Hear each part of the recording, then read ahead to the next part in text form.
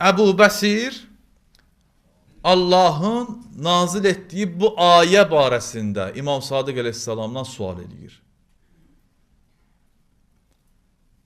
Sual edir ki, Yəbnə Rasulullah, Allah ki Quranda buyurur, Qu ənfusakum və əhlikum nara, özünüzü və ailinizi cəhənnəm odundan qoruyuz. Bu nəfs mənimdir, mən eləyə bilərəm öz nəfsimi qoruyam günahdan. Elədir? Necə öz ailəmin, xanımımın, övladımın, qızımın, oğlumun nəfsin kontrol eləyə bilmirəm mən. Bu barədə Həzrət göstəriş verir. Bir göstərişi işarə eləyəcək. Birinci məsələ nədir? Peyğəmbər buyurur ki, özünüz yaxşı iş görürüz. Deyir, bir ananın 4 övladı olur. 4'ü də yaxşı övladı olur. Sual eləyirlər. Sizinki 4 övladınız var, maşallah olsun, 4'ü də gözəl, təqvalı, tərbiyəli, yaxşı övladdılar. Nə etdiniz ki, bunlar bu cür tərbiyələndi? Cavabını verir. Deyir ki, o şeyləri ki, o yaxşı şeyləri ki, istəyirdim övladlarım onu eləsinlər, əvvəl özüm eləyirdim. Hansı şeyləri övladlarımdan istəyirdim? Necə istəyirdim övladlarım olalar? O şeyləri mən özüm əvvəl elədim. Övladlarım da onu etdilər. Peyğəmbər də buyurur ki, birincisi nədir? İf'alul xayrə. Özünüz yaxşı olunuz. Özünüz yaxşı işlər görürüz. İkincisi, Həzrət buyurur ki, uşaqlarınıza Allahı xatırladınız. Mənası o deməkdir. Təsbihi verəsən uşağın əlinə, deyəsən ki, dayanmadan denən Subhanallah, la ilahe illallah. Yəni bir evdə ki, yaşayırsınız, uşaq ki, sizin evinizdə dünyaya göz açır, göz açandan görsün ki, siz Allahla mənəvi bağlantınız var. Üləma gözəl bir misal vurub. Deyir, necə? Necə ola bilər bu məsələ?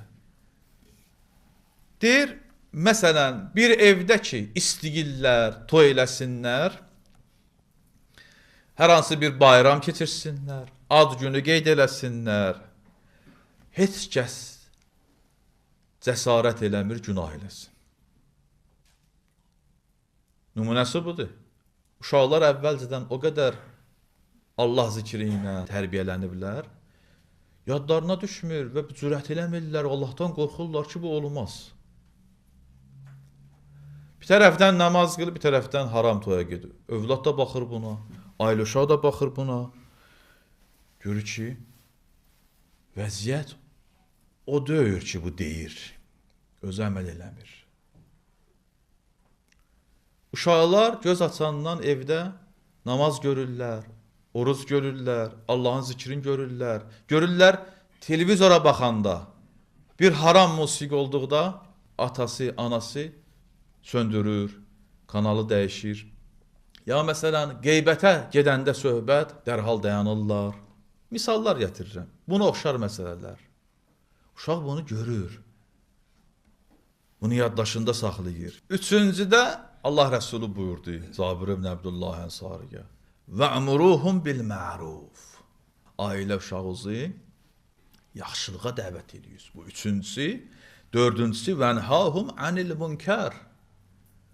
Ailənizi və uşaqlarınızı pislikdən çəkindiririz. Siz bu cür onları cəhənnəmdən qoruya bilərsiniz. Ki, Qur'an buyurur, Qu ənfusakum və əhlikum. Özünüzü və ailənizi cəhənnəmdən qoruyuz. Necə eləyə bilərsiniz? Yaxşılığa dəvət etməklə və pislikdən çəkindirməklə. O ki, Əbu Bəsir İmam-ı Sadiq əleyhissalama ərz eləyir, mən öz nəfsimi saxlaya bilərəm. Necə öz ailə uşağımın nəfsini saxlayayım? Həzrət ona buyurur. Buyurur ki, onları Allah istəyənə dəvət elə.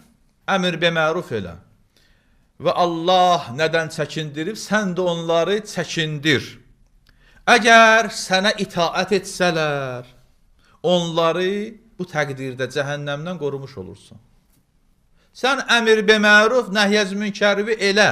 Ailə uşağını yaxşılığa dəvət elə, pisliklərdən çəkindir. Əgər qulaq assalar, Bu yolla sən onlara nicat verirsən, cəhənnəmdən qoruyursan. Əgər yox, itaət etməsələr, daha sənin öhdündə bir məsuliyyət yoxdur, sən vəzifə icra etmirsən. Həzrət 4 məsələni vurğuladı. Buyurdu ki, onları yaxşılığa dəvət elə, pisliklərdən çəkindir.